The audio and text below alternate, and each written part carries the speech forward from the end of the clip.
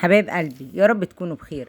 هنتكلم النهاردة عن موضوع محير ستات كتير، وهو مصروف البيت. مصروف البيت ازاي تقسميه؟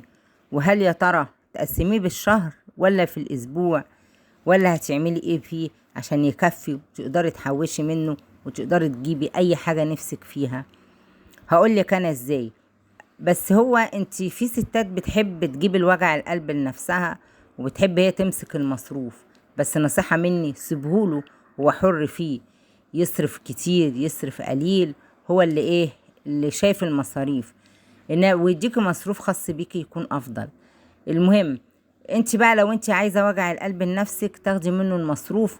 لو هو بيديكي بالشهر بتاخدي المصروف وبتقسميه. بتجيبي الأولويات الأول، بتقسمي المصروف دون. بتاخدي أول حاجة بتطلعي صدقة. أول حاجة عشان ربنا يبارك لك في الفلوس دي. أي حاجة بسيطة، أي حاجة اللي يقدرك عليه ربنا، حتى إن شاء الله 5 جنيه. لأن الصدقة دي ربنا بيبارك لك في باقي المبلغ اللي معاكي. وتسمي الله كده وانت بتاخدي الفلوس عشان ربنا يبارك لك فيها. بعد كده بتقسميه بقى بتخلي الايجار على جنب، كهرباء على جنب، الميه، النور، الغاز، السلم. ده في الايام العاديه.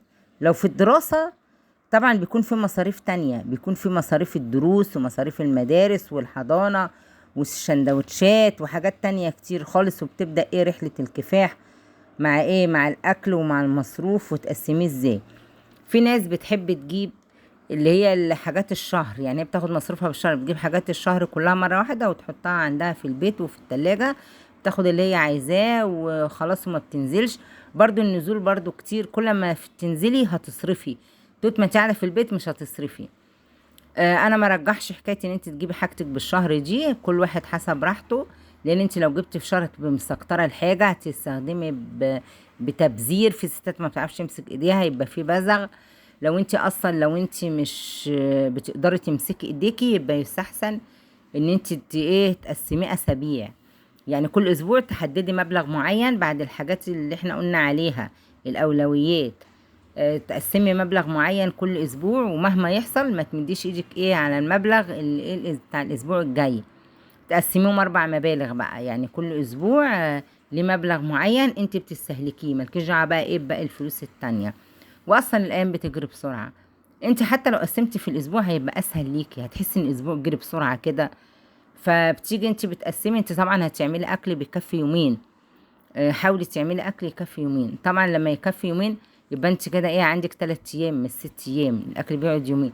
ويوم الجمعه ده تجيب بقى بواقي التلاجة، يعني اي حاجه فاضت منك في خلال اللي هو ال6 ايام اللي انت طبختي فيهم دول، اللي هم ال3 ايام اللي في الاسبوع. تقوم انت جايباها بقى موضباها بقى كده بطريقه حلوه، اعاده تدوير للاكل والكلام ده كله.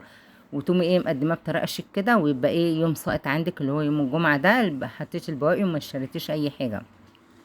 لو انت مشيت على النظام ده وعملتي حاجات بقى يعني بسيطه وحاجات كده حلوه تفتح النفس، والاكلات الحرشه بتاع الزمان دي، المصروف معاك هيكفي ويفيد. وتقدري تحوشي، وتقدري كمان تجيبي ذهب، والامور هتبقى مية مية. انما انت نصيحة مني، ما تخرجيش من البيت، لان كل ما تخرجي كل ما هتصرفي. ابنك هيشبط، بنتك هتشبط. انما طول ما قاعدة في البيت قاعدة وساكتة وخلاص. واستنوني بقى في حلقات كتير عن التوفير. ولايك وشير لو بتحبوا الخير. لو الموضوع عجبكم شيروه.